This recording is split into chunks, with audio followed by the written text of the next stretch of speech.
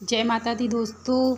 आज मैं लेके आई हूँ नवरात्र में माता दुर्गा की कलश की स्थापना कैसे करते हैं और क्या क्या सामग्री हमें कलश स्थापना के लिए चाहिए होती है। नवरात्रि के पहले दिन शुभ मुहूर्त सही समय और सही तरीके से करनी चाहिए।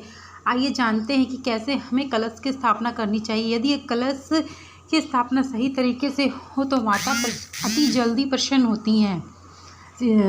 सामग्री कलश की स्थापना के लिए आवश्यक सामग्री: जौ बोने के लिए मिट्टी का पात्र, साफ मिट्टी होनी चाहिए, मिट्टी का एक छोटा सा घड़ा होना चाहिए, कलश को ढकने के लिए मिट्टी का एक ढक्कन होना चाहिए, गंगा जल होना चाहिए, सुपारी होनी चाहिए, 1 या 2 रुपए के सिक्के होने चाहिए, आम की पत्तियां होनी चाहिए, अक्षत होना चाहिए। अक्षत मतलब कच्चे चावल समूचे जो होते हैं उनकी आवश्यकता होती है।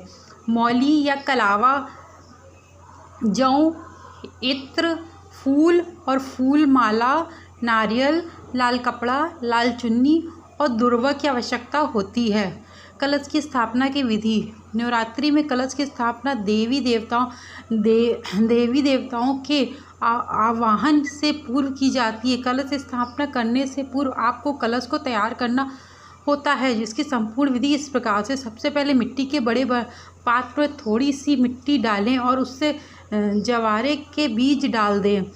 अब इस पात्र में दोबारा मिट्टी और डालें और फिर बीज डालें।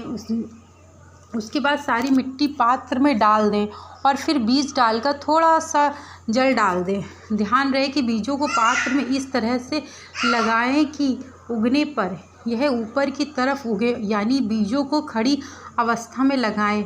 ऊपर वाली लेयर में बीज अवश्य डालें। अब कलश और उस पात्र की गर्दन पर मौली बांध दें और साथ में तिलक लगा दें।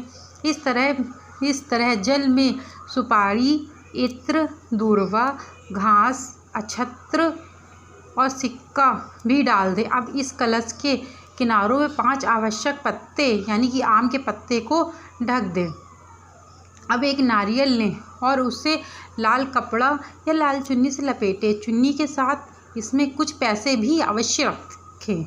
इसके बाद इस नारियल और चुन्नी को रक्षा सूत्र से बांध दें। तीनों चीज़ों को तैयार करने के बाद सबसे पहले ज़मीन को अच्छे से साफ करके उस पर मिट्टी का जौ वाला पात्र रखें।